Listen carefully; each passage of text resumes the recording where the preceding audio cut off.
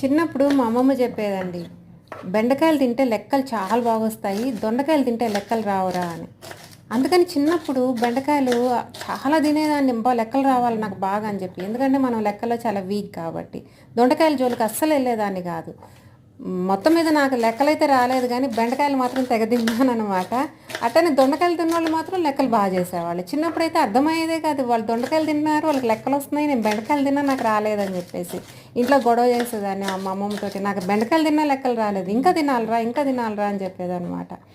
అప్పుడు మా అమ్మమ్మ ఏమో బెండకాయలు తినిపించడానికి ఆ కథ చెప్పి మోసం చేసింది. ఇప్పుడు అదే మోసం నా పిల్లల్ని చేసే. చిన్నప్పటి నుంచి బెండకాయలు వాళ్ళకి ఇష్టం లేకపోతే, బెండకాయలు తింటే లెక్కలు వస్తాయిరా, తినండి తినండి అని చెప్పేసి లెక్కలు వస్తాయని చెప్పి పెట్టేదాని అనమాట. ఇది తరతరాలుగా జరుగుతున్న మోసాలు అనమాట. ఆగండి ఆగండి, సబ్స్క్రైబ్ చేసి మన వీడియోకి ఒక లైక్ కొడితే కూడా లెక్కలు వస్తాయంట. ఇది ఒకసారి ట్రై చేయండి.